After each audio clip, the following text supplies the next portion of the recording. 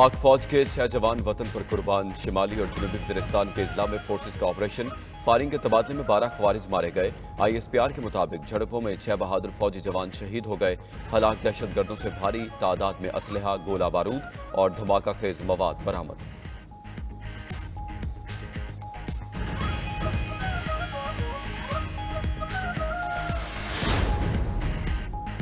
कौमी असम्बली से तहरीक इंसाफ का वजूद खत्म। स्पीकर के खत के बाद कौमी असम्बली में पार्टी पोजीशन तब्दील। कौमी असम्बली सेक्रेटेरिएट के मुताबिक PTI के 80 अरकान को सुन्नी इत्तेहाद काउंसिल का रुकन जाहिर किया गया। नून लीग पीपल्स पार्टी JUI से वापस ली जाने वाली नशिस्तों का पार्टी पोजीशन में जिक्र। इलामी के मुताबिक हुकूमती बेंचेस पर कौमी असम्बली में मुस्लिम लीग नून 110 और पीपल्स पार्टी की 69 नशिस्तें, MKM पाकिस्तान के 22, काफ लीग के 5, IPP के 4, मुस्लिम लीग ज़िया, बलूचिस्तान अवामी पार्टी और नेशनल पार्टी का एक रुकन। अपोजिशन बेंचेस पर सुन्नी इत्तेहाद काउंसिल के 80, JUI के 8, PTI के हिमायत याफ्ता 8 आज़ाद अरकान, PK मैप, BNP मेंगल और MWM का एक मेंबर है।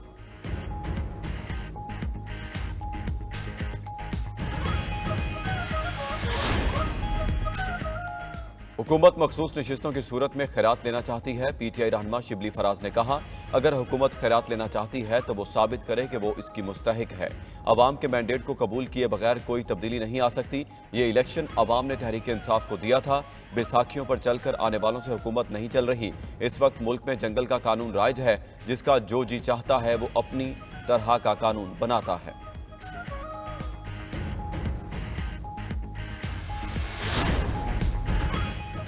सदर ममलिकत आसिफ अली जरदारी ने सुप्रीम कोर्ट तरमीमी प्रैक्टिस एंड प्रोसीजर ऑर्डिनेंस पर दस्तखत कर दिए। विफाकी काबीना ने सर्कुलेशन समरी के जरिए ऑर्डिनेंस की मंजूरी दे दी थी। ऑर्डिनेंस से चीफ जस्टिस का सुप्रीम कोर्ट के मुकदमात मुकर्रर करने में इख्तियार मजीद बढ़ गया। ऑर्डिनेंस के तहत प्रैक्टिस एंड प्रोसीजर कमेटी तब्दील होगी। चीफ जस्टिस और सीनियर जज जस्टिस मंसूर अली शाह कमेटी में शामिल होंगे।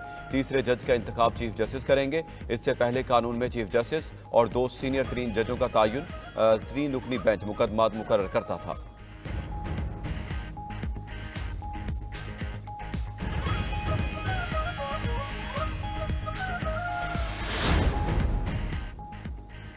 तरमीमी ऑर्डिनेंस से केस की समाअत में मजीद शफाफियत आएगी। विफाकी वज़ीर इत्तलात अतातार ने कहा, ऑर्डिनेंस के तहत 184(3) के तहत अपील का हक दिया गया है।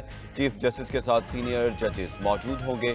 ऐसे केस की समाअत की कार्रवाई अवाम को दी जाएगी। ऑर्डिनेंस के तहत जो केस पहले आएगा वो पहले सुना जाएगा, जो केस बाद में आएगा ऐसा नहीं होगा कि वो पहले सुना जाएगा।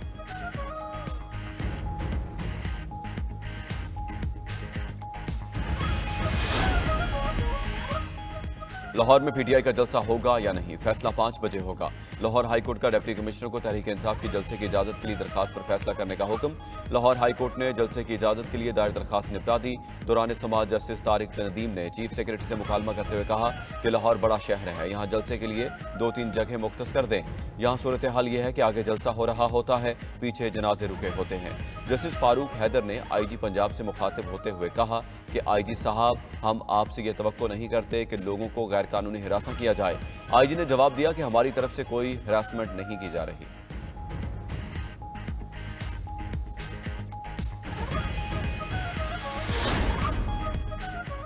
तहरीक इंसाफ का कल हर सूरत लाहौर में जलसा करने का फैसला। ज़राए के मुताबिक सलमान अकरम राजा की ज़ेर सदारत तहरीक इंसाफ का अहम मुशावरती इजलास हुआ। तहरीक इंसाफ ने जलसे से मुतालिक हिकमत अमली बना ली। इजलास में हिदायत दी गई कि काफिलों को जहां रोका गया वहीं जलसा शुरू कर दें। PTI क़यादत को कारकुनान की गाड़ियों की हमरा साउंड सिस्टम और लाइटनिंग सिस्टम लाने की हिदायत। मीनार पाकिस्तान की बजाय शहर से बाहर इजाज़त मिलने की सूरत में भी हिकमत अमली बना ली गई।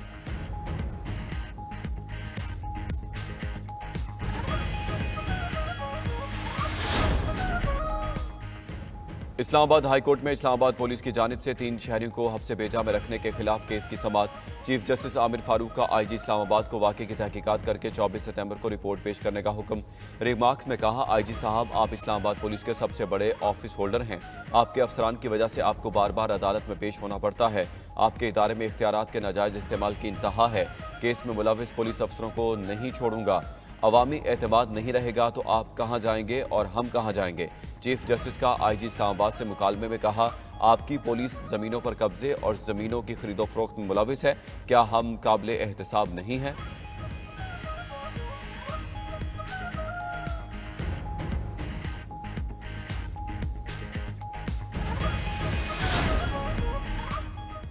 एफबीआर मुल्की मईशत में रीढ़ की हड्डी की हैसियत रखता है। इन्फोर्समेंट का निज़ाम बेहतर बनाना वक्त की अहम ज़रूरत है। वज़ीर-ए-आज़म शहबाज शरीफ की एफबीआर के अमूर से मुतालिक इजलास में गुफ्तगू। वज़ीर-ए-आज़म की एफबीआर ट्रांसफॉर्मेशन प्लान की तारीफ। कहा, अच्छे टैक्स दहिंदगान को दावत दें और एफबीआर ट्रांसफॉर्मेशन प्लान पर उनसे मुशावरत की जाए और तजावीज़ ली जाएं। वज़ीर-ए-आज़म की स्मगलिंग की रोकथाम के हवाले से इकदाम तेज़ तर करने की हिदायत।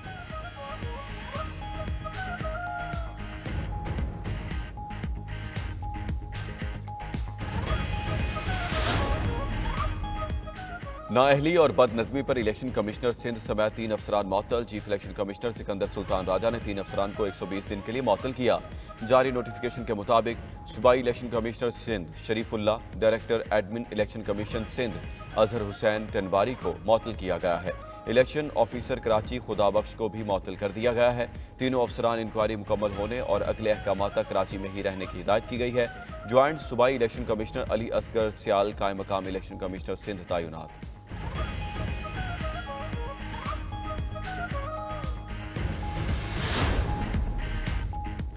वज़ीर आला पंजाब मरीम नवाज की ज़ेर सदारत प्लानिंग एंड डेवलपमेंट पर 7 घंटे तवील इजलास। 77 इकदाम, 70 मनसूबों और 7 प्रोग्राम्स पर पेशरफ्त का जायजा लिया। सीनियर वजीर मरीम औरंगजेब की वज़ीर आला को ब्रीफिंग। मरीम नवाज ने इजलास से खिताब करते हुए कहा, आवाम की भलाई के मनसूबों की शफाफियत पर समझौता नहीं करूंगी। मनसूबों पर अमल दरामद की रफ्तार और मयार पर भी समझौता नहीं होगा।